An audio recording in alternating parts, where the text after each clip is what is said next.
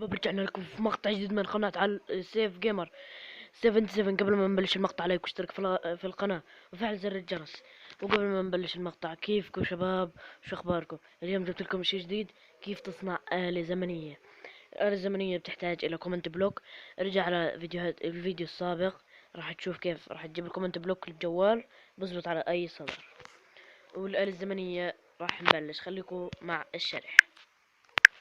ورجعنا لكم، وراح نجيب هسه الكومنت بلوك زي ما انتم شايفين، راح نرميه، راح نحفر بلوك لتحت، وراح راح نكبس الكومنت بلوك، وراح نحط على اللون اللي باللون النهدي. وراح احط لكم هاي الكلمة اللي راح اكتبها في الديسكريبشن. ارجو انه يعجبكم هذا المقطع وتطبقوه على جوالاتكم. راح احط لكم هاي الكلمة في الديسكريبشن. ارجو انه يوصل عدد كبير من اللايكات. زي ما بدكم هاي الآلة، زي ما بدكم عدد الأيام مثلا، أو زي ما بدك سرعتها. دقيقة، هسه مش راح أفعلها، بس خليها شوي. بس خلينا نصنع الآلة نفسها. راح نحتاج إلى زجاج ودرج وباب. طبقوا هاي الشغلة عشان تعرفوا تعملوها، وجربوا على جوالاتكم، جد سهلة. واللي بيعرف الكومنت بلوك كيف، اللي ما بيعرف يجيب الكومنت بلوك، افتح الفيديو السابق ارجع عليه، وراح تعرف كيف تجيب الكومنت بلوك بسهولة.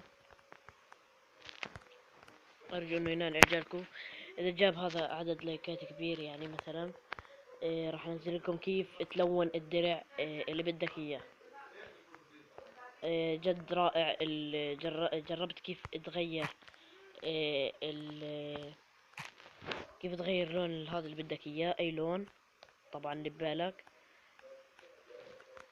جد رائع اللي راح اعمل لكم اياه هسه. وارجو انه الصوت واضح والتصوير واضح وكل شيء واضح. نو زي ما انتم شايفين راح نفعل الآلة. 1 2 3 راح تتفاجئوا هسه فيها، وراح نبلش. زي ما انتم شايفين الليل صار نهار والنهار صار ليل.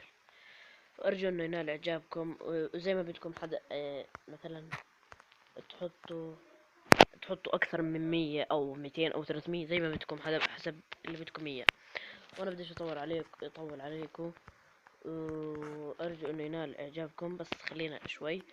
وفي شغلة صغيرة كمان برضه، الحصان العجيب نزلوه طبعا. ما بتنزل على اي اشي، في برنامج راح احط لكم اياه. راح احط لكم اياه في المقطع الجاي اللي بعد تبع الدروع. يا اخي انزل. راح اوريكم اياه احسن من الحصان العادي طبعا بكثير، نطته عالية كثير برضه. جد رائع الحصان هذا، وسريع برضه. زي ما انتم شايفين شكله غير عن الحصان العادي. اخي ما قبلنيش رفض. راح نحط او ماي جاد.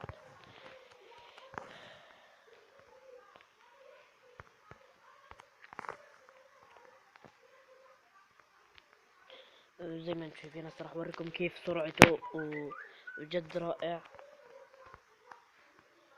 جد رائع، نطته عالية كثير.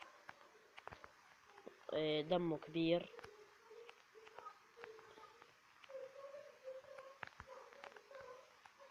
نطته عالية كثير. فطوله لوين بتوصل؟ لهون طبعا تقريبا. فطوله حتى ابعد فوق.